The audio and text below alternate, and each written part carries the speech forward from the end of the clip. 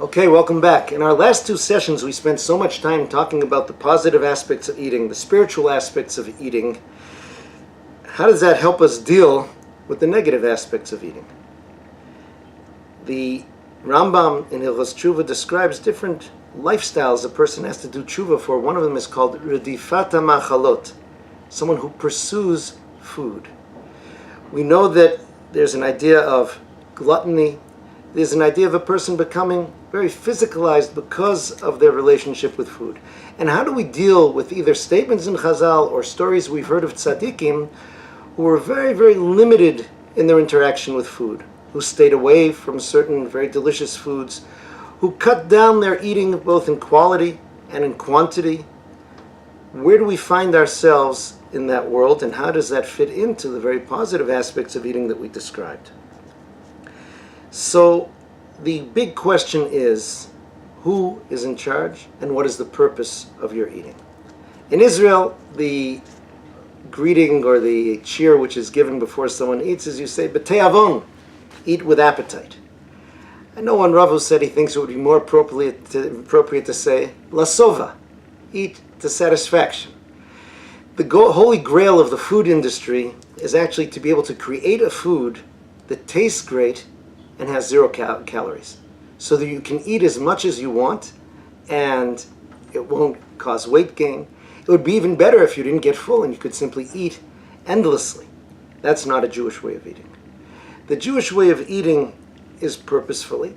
Now, we shouldn't put down the idea of appetite. It's very important to have appetite, and appetite is part of a healthy person. I'll just share a story I like. Rabbi of Anapoli was once visited by a man who wanted a bracha because he was taking a trip to Vienna to see a doctor. He was going to spend a lot of money on that trip.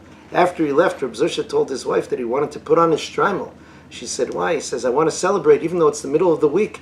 She says, what's going on? He said, that Jew who came, he asked for a bracha, he's spending a lot of money to go see a doctor to cure his problem. You know what his problem is? He has no appetite. He said in Yiddish, Zusha hat Appetit. Zusha has appetite. So she didn't have much food. That was a separate problem. But he said, I appreciate the fact that I have appetite. That's true. But appetite is a tool, not a master. And that really is the bottom line. They tell a story about the Bayana Rebbe, Reb Shlomo of Bayan, when he came to America. He was at a dinner, and the dessert at the dinner was ice cream. He had not seen ice cream before. He ignored it and was talking to his neighbor, and his neighbor pointed out, he said, Rebbe, you should eat that now. In a couple minutes, it won't be good.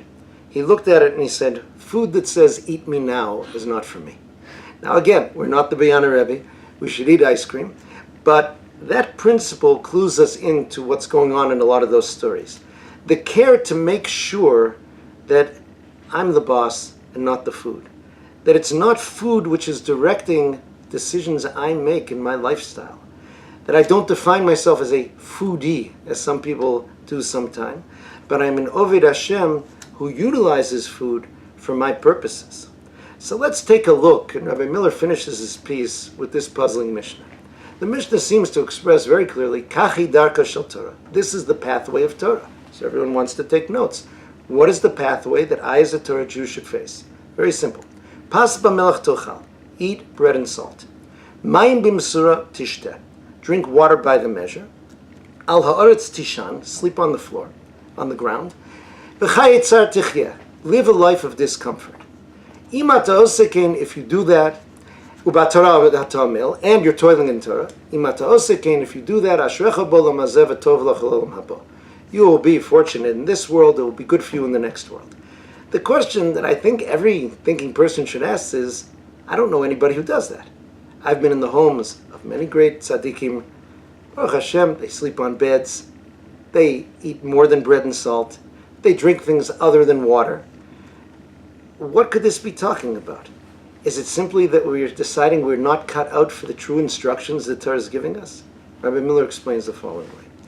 He says, a person is meant to enjoy and pay attention to the pleasures in the food that he's given, as we explained. And that will, rather than make you a more physicalized person, it'll make you a more spiritual person. And you'll be more satisfied with what you have because you really recognize the good in every detail of what you have. The problem comes when you're always looking elsewhere. You don't pay attention to what you have because you're chasing things that you think are better or tastier or newer.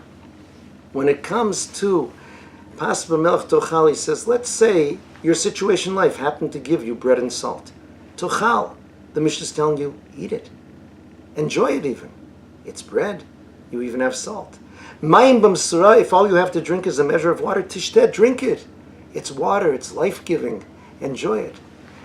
Ala aretz, if the only place you have to sleep is on the ground, tishan, sleep. Anyone who's been in Israel has seen soldiers when they have a break. If they can lie down on the ground and sleep, they're very happy.